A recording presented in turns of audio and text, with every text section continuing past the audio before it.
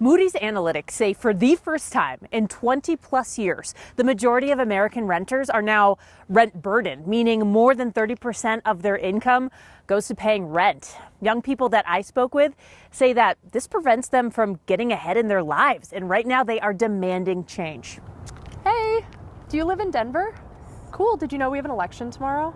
No, but I am late to class. No worries. I can walk with you for a bit. Canvassing takes persistence, and that is something grad student Trish Hyde has. I'll grab another clipboard here. Hey, Kate, could I have your clipboard real quick? It's like insult to injury, how expensive it is to not be able to live where your life is. When issues on the ballot directly impact your ability to thrive, Hyde believes it's this kind of persistence that will facilitate change, especially when it comes to protecting renters like her and her partner. Trying to afford rent and also groceries is a huge, huge struggle. We had to buy a car a couple months ago, and I was like, okay, I think I'm gonna have to do a payment plan for my tuition, or maybe even put off going to school next semester and defer until the spring, because the cost of living is just obscene. Every year that when we try to sign a new lease, it would go up by like 300, and then slowly it would just keep going up. Radio Mogus canvasses alongside Hyde, helping keep her peers informed.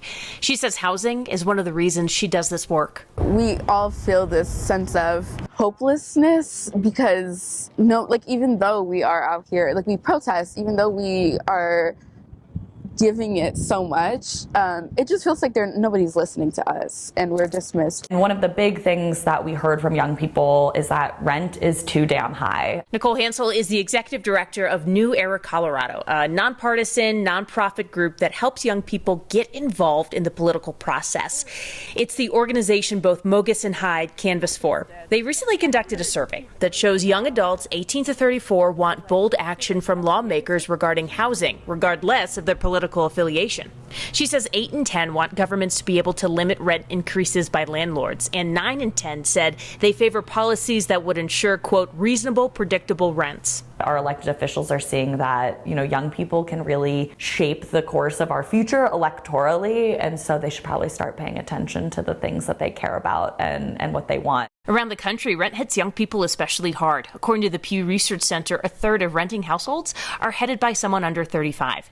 They face rent increases between 2019 and 2021 at twice the inflation rate. Nationwide, there's been a rise in tenant unions, voting blocs that advocate for housing rights for renters that now can be found in about half of states.